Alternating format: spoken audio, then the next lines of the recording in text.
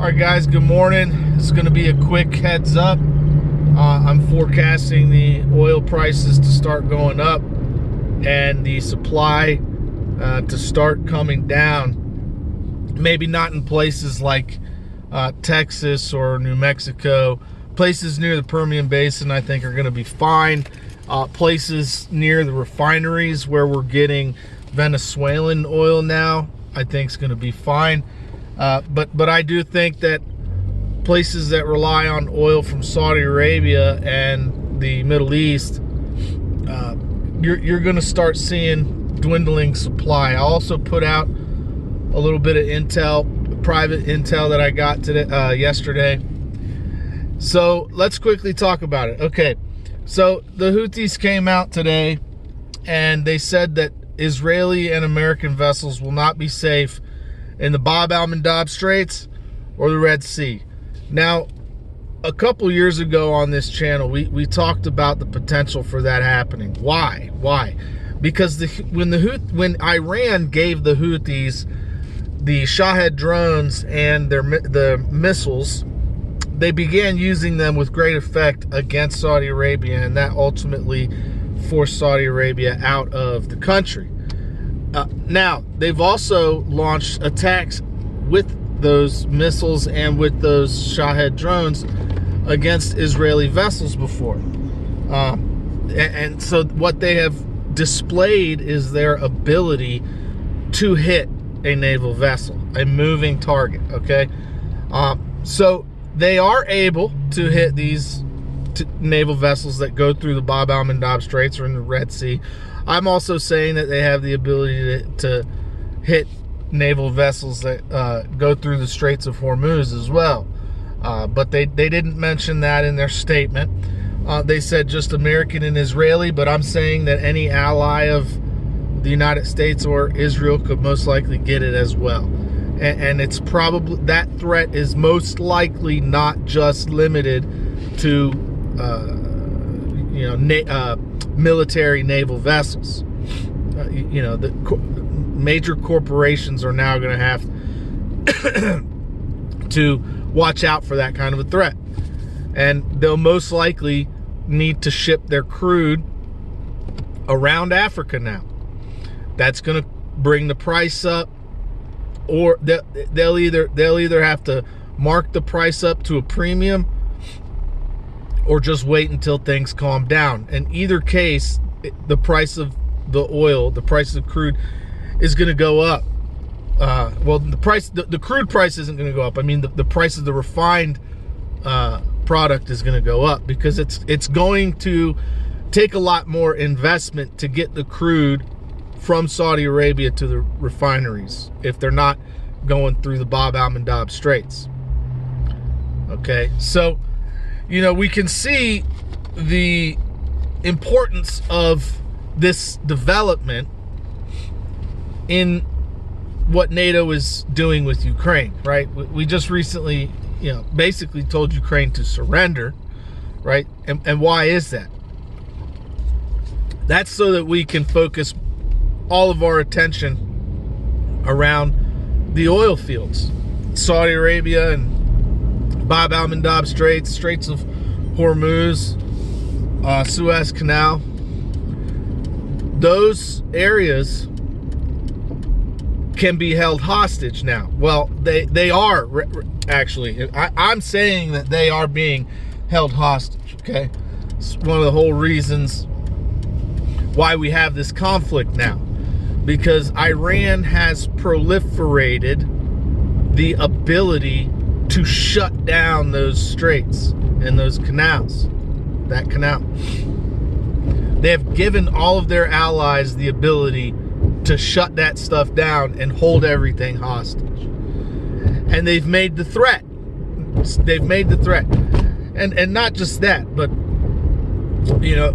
Iran, an Iranian commander was on TV last night, and he was basically saying that all of U.S. forces in the region along the Euphrates are hostages now.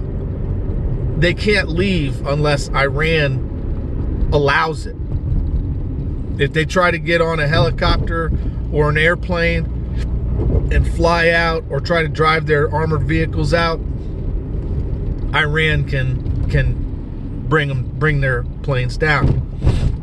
Iran can prevent them from leaving. So the way they are looking at our forces now, it's a hostage situation. So they're planning to use them as leverage right now to get what they want. So keep that in mind when you start seeing potential negotiations take place, or not, because the fact of the matter is, that's true. It's true. Our soldiers over there in the Middle East right now, yeah, they have air defense capability, but they've only got so much air defense capability. And then what are they going to do about resupply? And can they get the resupply in time? That's the question you got to ask. Because if the answer is no, then what Iran is saying, it's true. They're hostages. They might not see it that way, but it is true. Iran has the ability to do whatever they want, whenever they want. It's their backyard. And our guys are essentially stuck there now and are at the mercy of our enemies. Our soldiers are literally at the mercy of Iran and Hezbollah forces. And what Yemen and Iran are waiting for right now is just a target of opportunity. So mark my words, okay? There's a very high probability that naval vessels will be sunk in the Bab al-Mandab Straits and or the Red Sea or the Straits of Hormuz or the Suez, along the Suez Canal. The Houthis drastically underestimated, or rather underanalyzed the range, their capability. They just said the Red Sea and the Bab al-Mandab Straits. They can go much farther. They could go much farther if they put their drones on a boat. Okay, so keep that in mind. Keep that in mind. All it takes for them to shut down the Suez Canal is to get on a boat and go out there with their drones. That's it. And they have the ability. So anyways, guys, it's obvious that there is a realignment of priorities now as far as NATO's concerned.